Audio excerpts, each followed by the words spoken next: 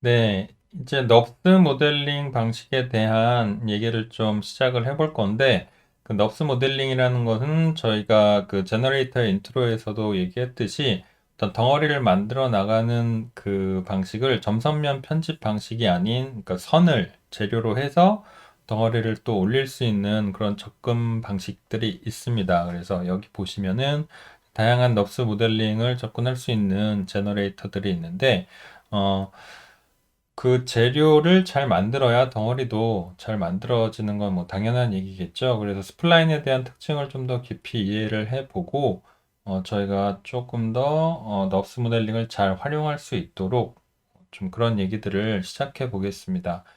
지금 보시는 거는 저희가 프리미티브 스플라인을 얘기했을 때 열었던 예제 파일인데, 여기에서 원을 하나 선택하고 뭐 나머지 이렇게 제가 조금 에디터블 해놓은 그 스플라인을 컨트롤 C 카피를 해서 새 창을 열어서 새 창에다가 붙여넣기를 했습니다. 그리고 리셋 PSR을 해주면 제 원점으로 위치를 다시 자리를 잡겠죠.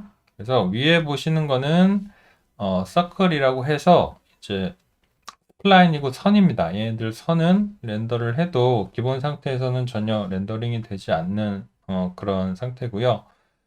재료로 모델링의 재료로 쓰이거나 뭐 나중에는 이제 헤어 요소 같은 걸 표현할 때 헤어 가이드 역할도 할 수가 있고 움직임이 이제 오브젝트가 이 스플라인의 동선을 따라가는 그런 모션 가이드로도 사용을 할 수가 있습니다. 근데 저희는 이제 기본적인 스플라인의 그 개념부터 먼저 짚고 넘어가 보겠습니다.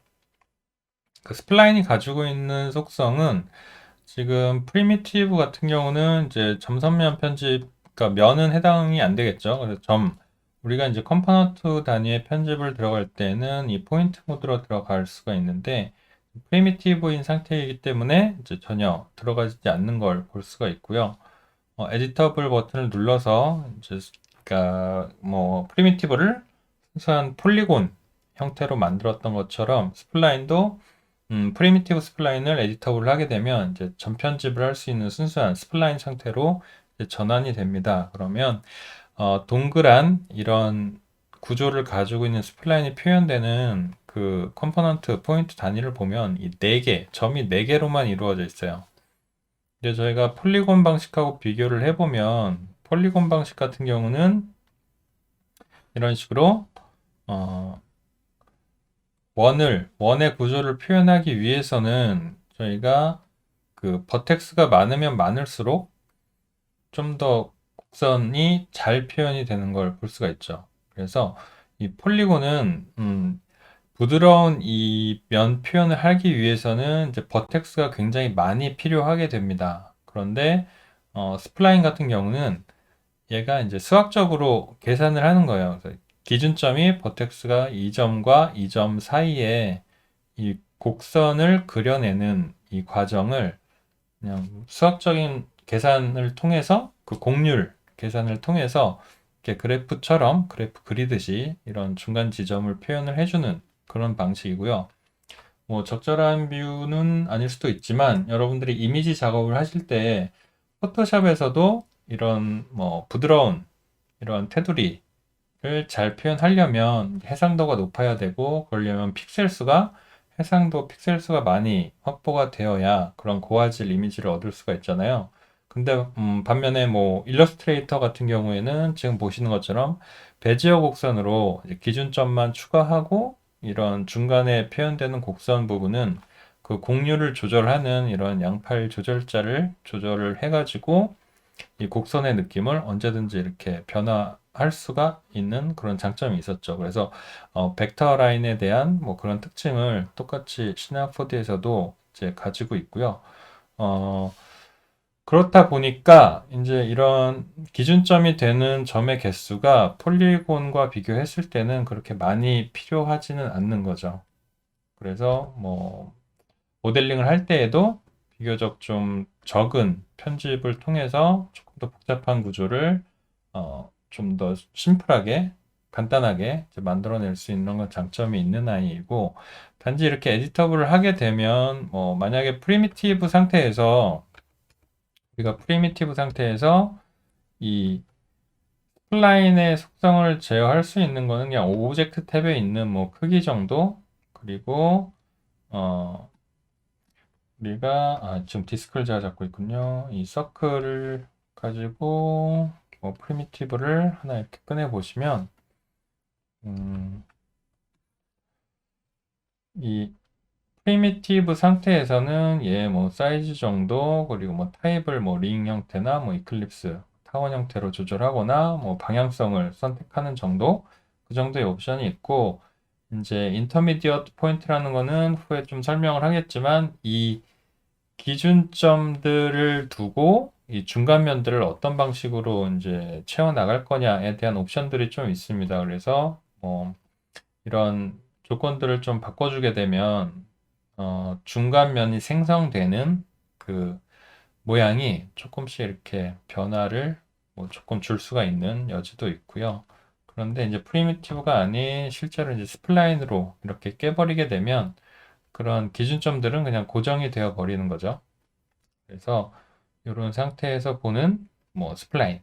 근데 이렇게 스플라인을 우리가 처리하는 그 계산 방식을 시네마 4D는 그냥 베지어 타입, 우리가 일러스트레이터에서 그렇게 익숙하게 사용했었던 베지어 타입뿐만 아니라 컨트롤 클릭 드래그를 해서 이렇게 복사를 해 보시면 조금 다른 타입들을 또 제공을 합니다. 그래서 큐빅 타입 같은 경우에는 이렇게 타입을 베지어 곡선이 아닌 큐빅 타입으로 바꿔주시게 되면 이제 이 포인트, 편집 포인트가 이렇게 바뀌면서 생기는 모양이 양팔 곡률 조절자가 아닌 이 거리값에 따라서 그 중간 모양들을 자기가 이제 좀 더 자연스럽게 잡아주는 그런 타입이 또 있고요.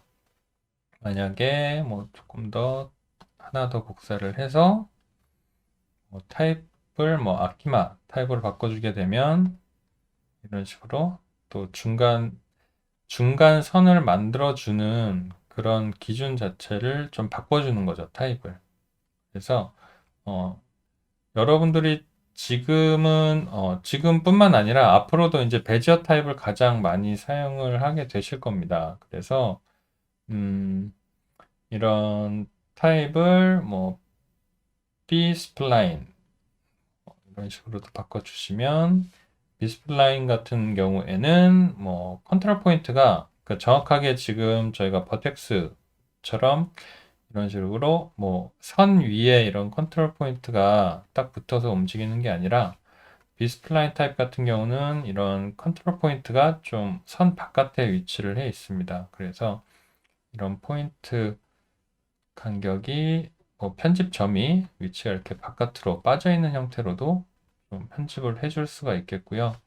그런데 가장 많이 사용하게 될 타입은 아마도 이런 베지어 곡선 타입이 우리가 가장 익숙하니까 편집하기도 훨씬 더 용이합니다. 이런 편집 방식이 익숙하기 때문에 이런 양팔 조절자를 우리가 잡고 모양을 변형시킨다든지, 양팔 조절자를 또 이렇게 하나씩 따로따로 각자 따로따로도 조절을 할 수도 있겠고요. 그래서 지금은 타입을 이런 식으로 좀 바꿔줄 수 있는 여지가 있다 정도만 알고 계시면 좋을 것 같고, 좀 더 이어서 우리가 이해가 필요한 요소들이 조금 더 있어요. 이 폴리곤 그룹, 그러니까 하나의 오브젝트에서 떨어진 폴리곤 덩어리들, 그런 개념으로 그런 세그먼트 개념이라든지 그런 것들은 이어지는 영상에서 조금 더 자세하게 설명을 드리도록 하겠습니다. 그래서 우리가 사용하게 될 스플라인의 그 타입이 좀 이런 정도로 있구나 참고만 하시고, 이어지는 영상을 통해서 좀 더 알아보도록 하겠습니다.